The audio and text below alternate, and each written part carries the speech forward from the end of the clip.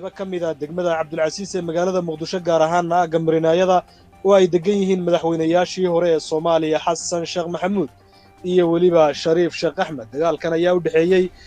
ciidamada ilaalada musharaxiinta oo ay taageerayeen ciidamada militariga oo Muqdisho soo galay iyo ciidamo ka amar qaata dowladda federaalka Soomaaliya gaar ahaan nabad sugidda iyo Gorgor. Mas'uuliyiin ku agdhow musharaxiinta ama mas'uuliyiin ka agdhow musharaxiinta ayaa warbaahinta u sheegay in dagaalka Marinaayada uu bilowday kadib markii ciidamada dawladdu ay soo weerareen aagga difaaca ciidamada ilaalada sidaasina uu ku bilowday dagaalkaasi. Wararka ayaa sheegaya in ciidamada dawladda Soomaaliya loo riixay dhanka garoonka Stadium Konis isla markaasina aagga lagu dagaalamay ee Marinaayada uu qabsaday Corneyl Cusmaan Xadoole oo maanta ciidamo badan oo uu watay soo galeen magaalada Muqdisho. Dhinaca kale ciidamadii saaka qabsaday xaafado ka mid ah degmada Yaaqshiid ayaa dib uga laabtay deegaankaasi kadib lama oga sababta ay uga baxeen halkaasi. waxaase la sheegayaa in ay goobtii ay saaka qabsadeen ay dib uga baxeen. Si kastaba ha noqotee dagaalkaasi ayaa soo gabagaboobay ka socday aagga guriga uu degan yahay madaxweynihii hore ee Soomaaliya Xasan Sheekh Maxamuud. dagaalka waxaa lagu soo warramayaa in markii dambe ay ka qayb galeen ciidamada sida gaarka u tababaran ee booliiska Soomaaliya ee loo yaqaano Haramcad. dagaalkan ayaa yimid iyada oo maanta ay magaalada Muqdisho soo galeen ciidamo badan oo ka tirsan militariga oo ka soo horjeeda muddo kororsiga loo sameeyay madaxweyne Maxamed Cabdullaahi Farmaajo.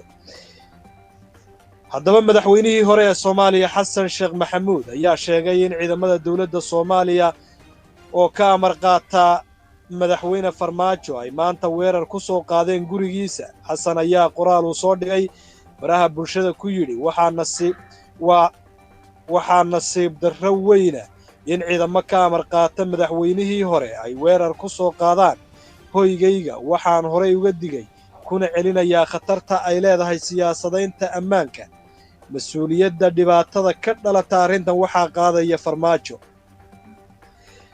waa weerarkii labaad oo ay ciidamada dawladda Soomaaliya ku qaadaan madaxweynayaashii hore ee Soomaaliya iyadoo sidoo kale 19kii bishii aan ka soo gudubnay ee Febraayo ay ku weerareen hotelka Maa'ida oo ay deganaayeen labada madaxweyne ee hore Xasan Sheekh Maxamuud iyo Shariif Sheekh Axmed. dagaalka galabta ayaa ka dhacay qaybo ka mid ah degmada Cabdulcasiis ee magaalada Muqdisho gaar ahaan aagga Marinaayada ee ay degan yihiin madaxweynayaashii hore Soomaaliya Xasan iyo Shariif Sheekh Axmed. dagaalkan ayaa u dhaxeeyay ciidamada ilaalada musharaxiinta oo ay taageerayaan ciidamo militariga oo ka yimid dhinaca gobolka Shabeellaha Dhexe iyo waliba ciidamo ka amar qaata dawladda federaalka Soomaaliya gaar ahaan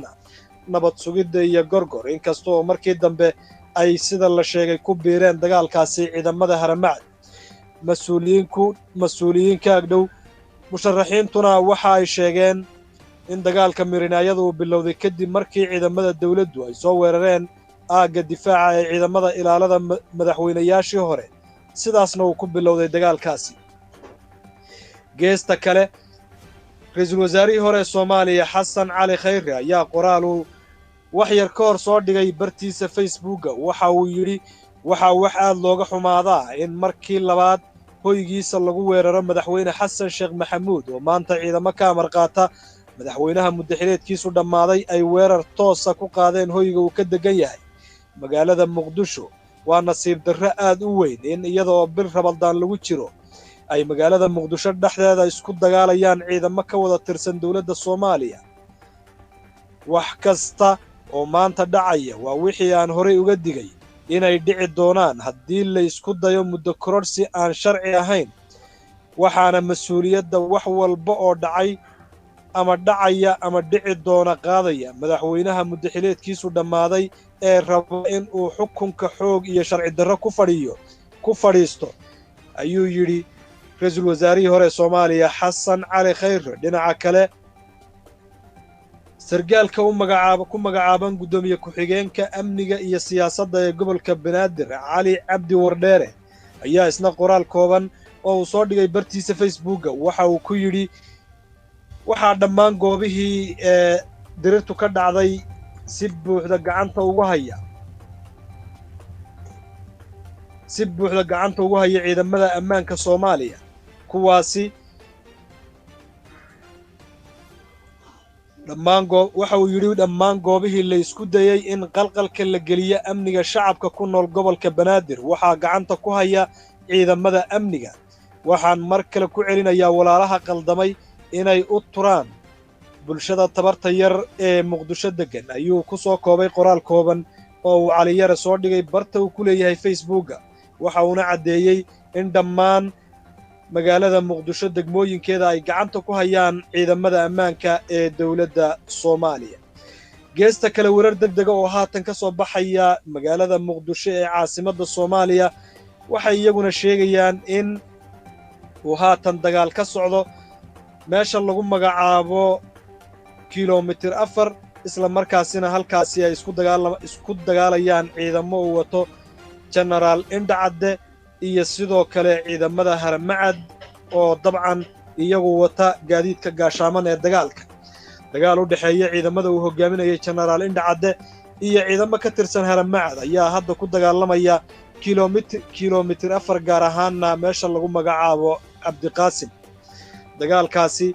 waxaa laga maqlayaa jugtiisa inta badan magaalada Muqdisho laba jug ayaana la maqlay sayidka laba jug ayaana haatan laga maqlayaa sayidka iyada oo ciidamada militariga lagu arkay xaafadaasi waxaana la maqlayaa rasaas xoogan oo dabcan aagaasi ka socota waxaana la rumaysan yahay in dagaalkani haatan uu u dhaxeeyo ciidamada dawladda ee Haramcad iyo sidoo kale ciidamo uu wato General Maxamed Siyaad Indhacadde oo isagu taageersan midowga musharaxiinta Soomaaliyeed gaar ahaan madaxweynayaashii hore ee Soomaaliya Xasan Sheekh Maxamuud iyo sidoo kale Shariif Sheekh Axmed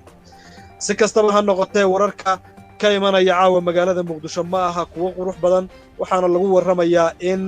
uu dagaal haatan ka soconayo deegaankaasi kiiloomitir 4 isla markaasina halkaasi ay ku dagaalamayaan ciidamo uu wato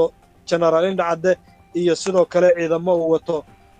aan idhaahdo ciidamo dhinaca dawladda ka socda gaar ahaanna ciidamada gaarka ee Haramcad geesta kale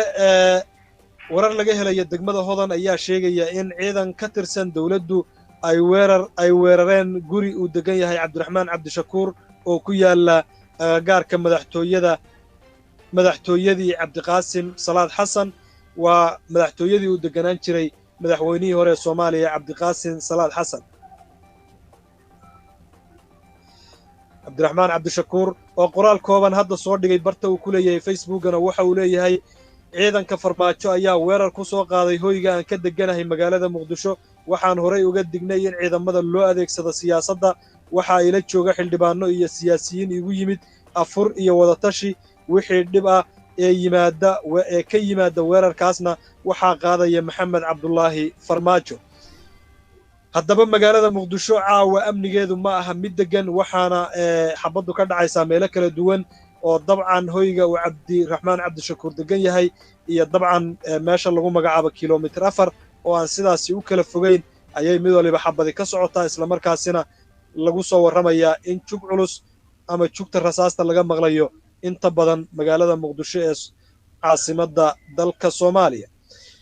daawadayaal wixii